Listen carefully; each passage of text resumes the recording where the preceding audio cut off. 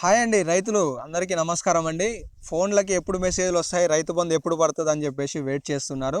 అయితే తెలంగాణ రాష్ట్రంలో ఇంతకుముందు కేసీఆర్ ప్రభుత్వం ఉన్నప్పుడు రైతు బంధు డబ్బులు పడటం స్టార్ట్ అయినాయి అంటే మాత్రం దాదాపుగా 2-3 రోజులలోనే గ్రామంలోనే 70% వరకు రైతులకి టెంగమని మెసేజ్లు వచ్చి మాకు 2 ఎకరాల వరకు రైతు బంధు డబ్బులు పడ్డాయి, 5 ఎకరాల వరకు రైతు బంధు డబ్బులు పడ్డాయి.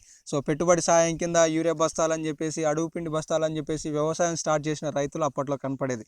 కానీ కాంగ్రెస్ ప్రభుత్వం వచ్చిన తర్వాత తెలంగాణ రాష్ట్రంలో రైతు బంధు డబ్బుల విషయానికి వస్తే మీకు పడ్డాయా మాకు పడ్డాయా అని చెప్పేసి మాట్లాడుకునే సందర్భాలే ఉన్నాయి అన్న అని చెప్పేసి చాలామంది రైతులు కామెంట్ సెక్షన్లో కామెంట్ చేస్తున్న సందర్భాలు అయితే చూస్తున్నాం అనమాట. సో మీరు కూడా కామెంట్ చేయండి, వీడియో కింద డిస్క్రిప్షన్లో ఒకసారి చెక్ చేసుకునే ప్రయత్నం చేయండి. ఏంటి అంటే రైతు బంధు వస్తే ఎస్ అని చెప్పేసి, రైతు బంధు రాకపోతే నో అని చెప్పేసి కామెంట్ చేయండి. ఇక లేట్ చేయకుండా రైతు బంధుకి సంబంధించి 25, 26 తేదీలలో ఏ జిల్లాల వారికి ఎన్ని ఎకరాల వరకు పడనున్నాయనే సమాచారం గురించి తెలుసుకునే ప్రయత్నం అయితే ఖచ్చితంగా చేద్దాం.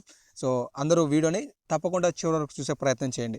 ఇంకా లేట్ చేయకుండా అప్డేట్లోకి వచ్చేసినట్లయితే తుమ్మల నాగేశ్వరరావు గారు ఏమంటున్నారంటే ఈ నెలాఖరులోగా రైతు బంధు డబ్బులన్నీ కూడా రైతుల అకౌంట్లలో జమ చేస్తామని చెప్తున్నారు.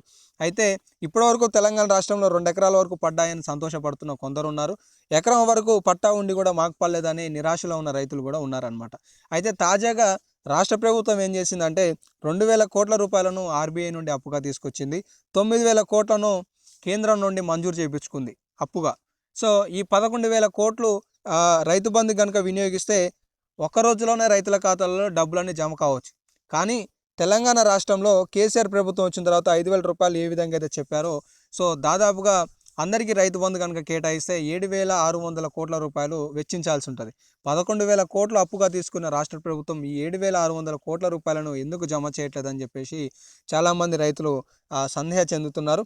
అయితే ఈ 25, 26 తారీఖులలో ఎవరెవరికి రైతు బంధు రానుంది అంటే మాత్రం 5 ఎకరాల లోపున్న రైతులందరి ఖాతాలలో రైతు బంధు డబ్బులు జమ కాబోతున్నట్లుగా తెలుస్తుందన్నమాట. ఎందుకంటే చాలామంది రైతులు నిరాశలో ఉన్నారు.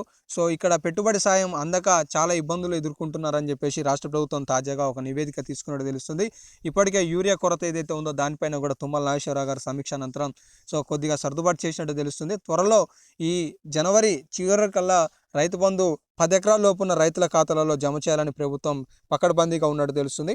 ఈ ఫిబ్రవరి నెలలో దాదాపుగా అన్ని ఎకరాల రైతులకి రైతు బంధు డబ్బులు జమ చేయాలని చెప్పేసి కూడా ఆలోచన చేస్తున్నట్టు తెలుస్తుంది. ఇవి తాజా అప్డేట్లు మీ తోటి మిత్రులకు కూడా షేర్ చేయండి. ఇలాంటి అప్డేట్స్ మిస్ కావద్దనుకుంటే ఛానల్ని సబ్స్క్రైబ్ చేసుకోండి. ఖచ్చితంగా వీడియోని ఒక లైక్ చేయండి. ధన్యవాదాలు.